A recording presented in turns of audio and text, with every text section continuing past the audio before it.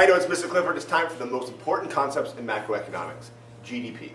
Now, every country wants growth, right? Every country wants to grow better, do better, have low unemployment, and grow year to year to year so they have more stuff, they have happier citizens. That's important. How do you measure it?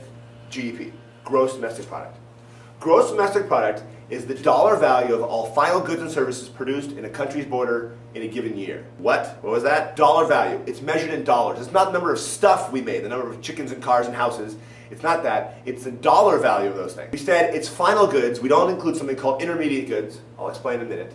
In its own borders means that an American company in another country, let's say Ford produces something in Germany, cars in Germany, that counts towards the German GDP, right? And if Mercedes are built here in the United States, that counts towards the United States GDP. All right, in a given year, self-explanatory, it's in 1 year's time. Even though GDP is looked at every 3 months, it's basically measuring it in 1 year.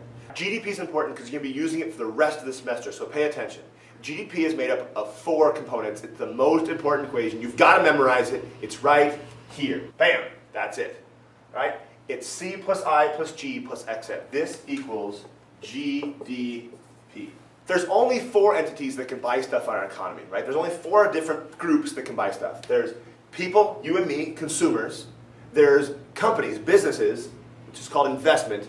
There's the government that buys stuff, and there's other countries that buy stuff. That's it, CIGXN. In the United States, this is a negative number because we import more than we export. All right, does that make sense? These are the 4 components or things that GDP is made up of. Now, what's not included in GDP? Take a look, right here.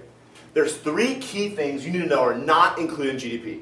The first one is intermediate goods. Okay, intermediate goods are goods that are involved in the production of final goods.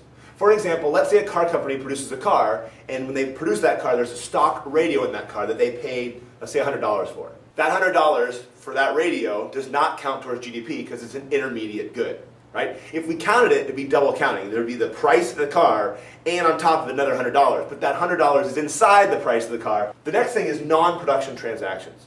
There are certain things in the economy that transfer hands all the time. Stocks, bonds, ownership of houses, right? So you own a house, now I buy it from you, now I own the house. Nothing was produced, and if it wasn't produced, it doesn't count towards GDP. A good example of this is used goods. Used goods that are purchased by another person, those products count for the year they were produced. That's the GDP accounts for, the year they're produced, not when they're sold again. All right, last one, non-market activities. All right, some things are happening in our economy that are not inside the traditional economy, and we can't count those in GDP. Right? So there's people who are selling and buying drugs, there's all sort of labor being done under the table, that doesn't count towards GDP. Let's say a woman has a problem with her plumbing and she calls a plumber. The plumber comes to her house and he fixes the problem, right? That counts towards GDP. Now, let's say she falls in love with the plumber, they get married, and a year later, the same problem happens with the plumbing and he fixes it, right? And it's in their house that they own together. Does that count towards GDP? No. It's called household production. Right? That he's doing that as part of his family job, not as part of his work job. And so the same job sometimes counts towards GDP and sometimes doesn't. Okay, don't forget to watch the next video. Till next time.